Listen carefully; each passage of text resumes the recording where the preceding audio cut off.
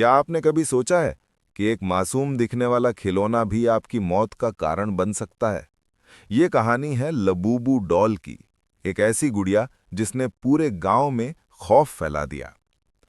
बहुत साल पहले शहर से दूर एक पुरानी हवेली थी। उस हवेली को लोग शापित घर कहते थे। कहते हैं वहां से हर रात अजीब चीखें और खिलखिलाहट की आवाजें आती थीं। लोगों का मानना था कि वहां एक गुड़िया रहती है जो इंसानों की आत्मा खा जाती है। एक औरत ने अपनी बेटी के लिए बाजार से एक प्यारी सी गुड़िया खरीदी। वो गुड़िया दिखने में बेहद मासूम थी। बड़ी बड़ी आंखें, नुकीले कान और मुंह पर शरारती सी मुस्कान थी। लेकिन जैसे ही वो गुड़िया घर आई, उसी रात से सब कुछ बदल गया। बच्ची के कमरे में हर रात खिलखिलाहट सुनाई देने लगी। खिलौनों के बीच से वो लबूबू डॉल बार बार जगह बदल लेती थी। माँ बाप को लगा कि शायद उनकी बेटी खेल खेल में ऐसा कर रही है, लेकिन हकीकत कुछ और थी।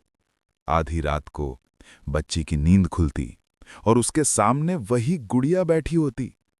धीरे धीरे गुड़िया की आंखें चमकने लगतीं और कमरे में अजीब ठंड फैल जाती। बच्ची डर के मारे चीखती, लेकिन सुबह होते ही सब कुछ सामान्य दिखता। एक दिन मां ने देखा कि उनकी बेटी के हाथों पर गहरे खरोंच के निशान हैं। बेटी बार बार कह रही थी, मम्मी, ये गुड़िया मुझे मार डालेगी। मां ने गुस्से में आके गुड़िया को फेंक दिया। लेकिन अगली सुबह गुड़िया फिर से उसी जगह बैठी मिली। धीरे धीरे पूरे परिवार पर मुसीबत आने लगी।